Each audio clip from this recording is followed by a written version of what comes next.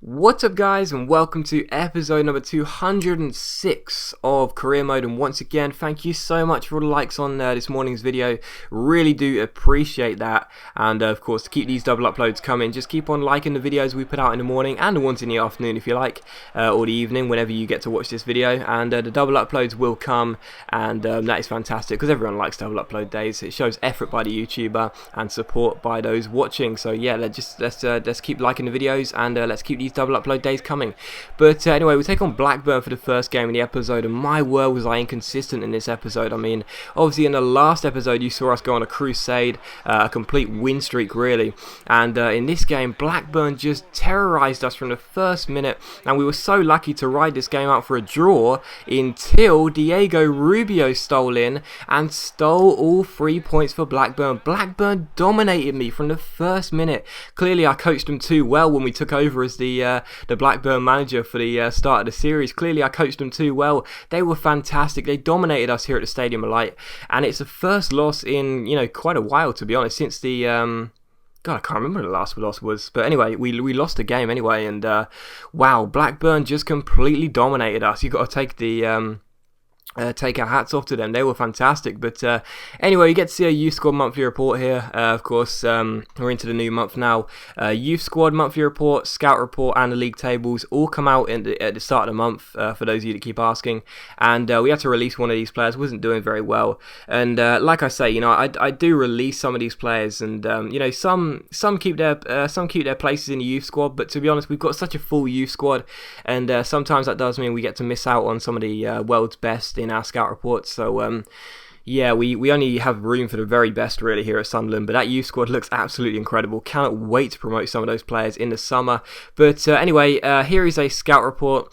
You get to see how the players are progressing. Gape at 77, Takuda, their left back's doing very well as well. He's doing really well. Redmond now up to an 87. Who knows, he could break to the 90s. Yelen still hasn't improved in a single attribute. Marcano's up to an 82. I know you guys love to pause the video and look at Marcano's stats. He's looking fantastic, but I really do want his stamina to improve. That's one of the biggest problems he has, really, getting tired easily and missing a lot of midweek games. But anyway, most of the squad looks fantastic. Ronaldo, of course, possibly in his final season. That will suck if he does retire, but even so, with 5 games to go, we're 4 points clear of Chelsea, 6 clear of Manchester City, but they do have a game in hand over us and Chelsea. So I would imagine it's going to be one of us three, Sunderland, Chelsea or City, that take the title. Can't see Liverpool getting back into it, but you can't write them off just yet. And it's going to be a fantastic end to the season anyway. Could come down to the final day. Could be 3 teams going for it on the final day. That would be fantastic. But anyway, we take on Bolton in the next game at the Reebok Stadium, of course, on the back of that humiliating loss to Blackburn. Well, I wouldn't call it humiliating really, because they've got a good squad that I built for them, but an embarrassing loss regardless to Blackburn at home. We take on Bolton here at the Reebok Stadium, so I was just thinking, right, let's just go out there. This is in midweek. Just go out there, put the tired legs to one side and just get 3 points in this game, really. But Bolton, my word, they just played like Barcelona. Their passing was incredible, and when Weaver came through here, he scored for Bolton in 3 minutes, and the only touch of the ball we had during that phase of play was when the chip shot came off Kurt Zouma and went into the back of the net. If it didn't hit Kurt Zouma, it probably would have gone wide, but even so, Bolton passed us off the park and made it 1-0 to them here at the Reebok Stadium. Embarrassing, really. Kurt Zouma could have been credited with an own goal there, because I think the ball was going wide, but even so, Bolton won. Sunderland nil. Defensively all over the place, but offensively we still know how to play. Watamelio comes through here after a nice piece of passing play.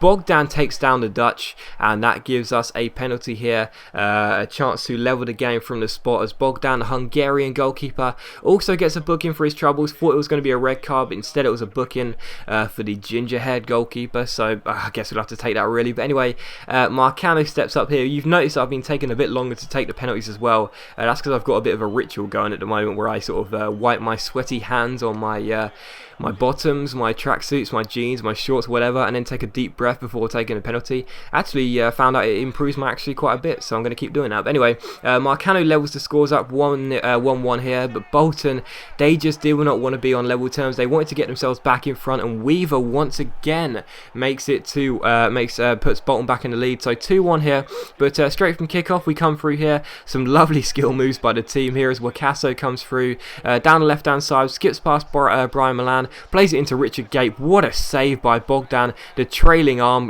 prevents Gape from scoring. Then Marcano's volley as well, saved by Bogdan. It comes back to Marcano on his left foot, but it's a tame effort by the Paraguayan as the ball goes wide for a goal kick. So still 2-1 unfortunately, but here you see us change to attacking, and I changed to attacking at the wrong moment because Bolton exploited the fact we have barely any defenders back, and Romarinho, this guy always plays well when I play against Bolton. He puts Bolton 2 goals in front with a 2-goal lead to make it Bolton 3, Sunderland 1. But just before the hour mark, Watamelio finds Marcano. Marcano plays a wonderful ball through to Watamelio. Lovely touch on his chest as well. Skips past Frampton here, goes onto his left foot, and it's a fantastic finish by Watamelio to put the ball into the back of the net. And I was trying to pick the ball up here to put it back on the spot, but unfortunately I couldn't get to it, and then my players started tripping over each other.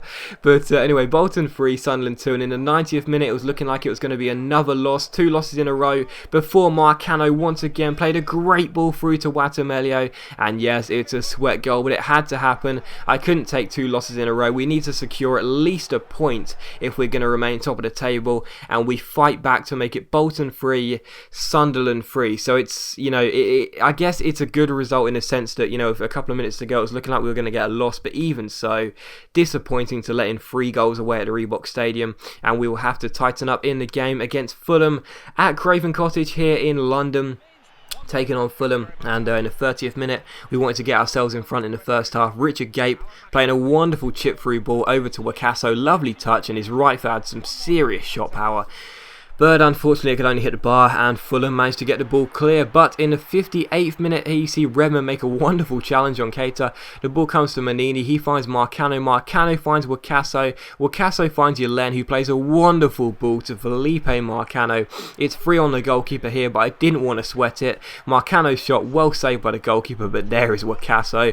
Like I said, this guy, he has got some serious volley technique, it's incredible. And Wakaso makes it 1-0 to Sunderland, so in front just after the hour mark. And 5 minutes later, Sim finds Redmond. Redmond plays the ball to Felipe Marcano. Marcano sees the run of Wakaso. Wakaso sees the run of Marcano.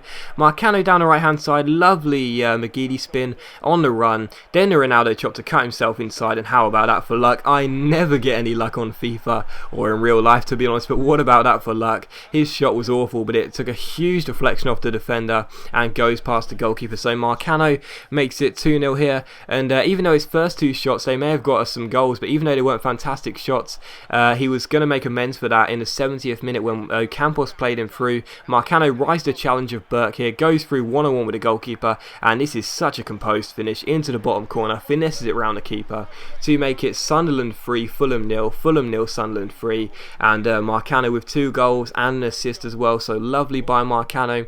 But as the game was being closed out here, with just a few minutes to go, Fulham couldn't get really any shots on target, and when Williams cleared the ball to Wakaso here, we broke on the counter. Wakaso found Ocampos, Ocampos found Craig Gibson, he found Ocampos, and Augustus Ocampos goes through 1-on-1. It's 2 on the goalkeeper, but even so, I wanted to finish with Ocampos, got a bit lucky as the shot came off the post and back to the Argentine, but even so, he doesn't miss on the second attempt, puts the ball into the back of the net to make it Fulham 0, Sunderland 4. That's how the game finishes, so 1 loss, 1 draw and 1 win. A really inconsistent run of games here, but even so, we get the 3 points when it matters.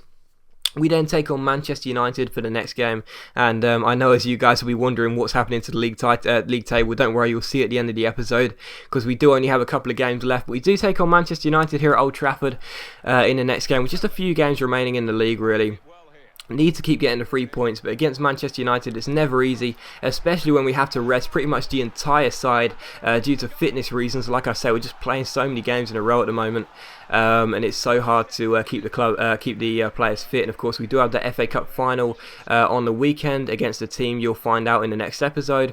But anyway, here you see United take the lead with Makeda, and then 34 minutes in, Jack Christie picks the ball up here. Nice fake shot by Christie, doesn't really know where to go, but he plays it to Andy Evans. Evans finds Christie, Christie finds Evans. The 2 Celtic strikers link up really nicely, and it's a fantastic piece of shot power by Andy Evans. The 2 Celtic strikers do really well together. together, and that makes it United 1, Sunderland 1, the two former Celtic strikers, I should say. I think I said that anyway, I don't know. But anyway, United 1, Sunderland 1. Here you see Watameli with his trademark crazy dribbling, but unfortunately his shot hits the post. But it does finish 1-1. It's a draw, like I say, an inconsistent run of results, 2 draws, a loss and a win, and it means this for the league table, as you'll see in just a moment's time. It means this for the league table. Here we go.